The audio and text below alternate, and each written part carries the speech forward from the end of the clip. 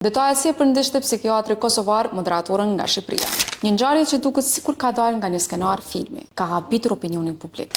Behar Kamberi, një psikiatër i njohur nga Kosova, i cili prej vitesh ka trajtuar pacient me shregullime emocionale dhe fiksime obsesive. Ka përfunduar pas hekurave në burgun 302 të Tiranës. Për këtë herë, ai nuk ishte më mjeku, për vetë personazhi kryesor i një situate që sot po diskutohet kudo. Burime bëj me dije se Kamberi, 42 vjeç, ishte fiksuar pas moderatorës sportive shqiptare Albana Beko, të cilën ai vetë e konsideronte si dashurinë e tij platonike.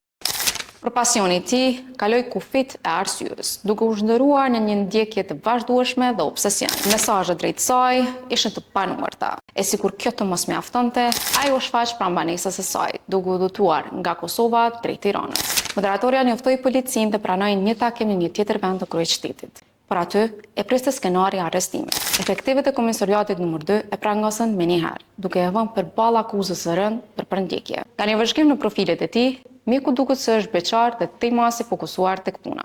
Pjesëmarrjet e tij ndër vite në konferenca shkencore brenda dhe jashtë Kosovës janë të panumërta. Aktualisht, Kamberi ndodhet në burgun Mine Peza në Tiranë, në pritje të hetimeve të mëtejshme. Ironia është e madhe. Nga psikiatri që këshillonte pacientët si të menaxhonin obsesione, sot vetë shembulli i tyre.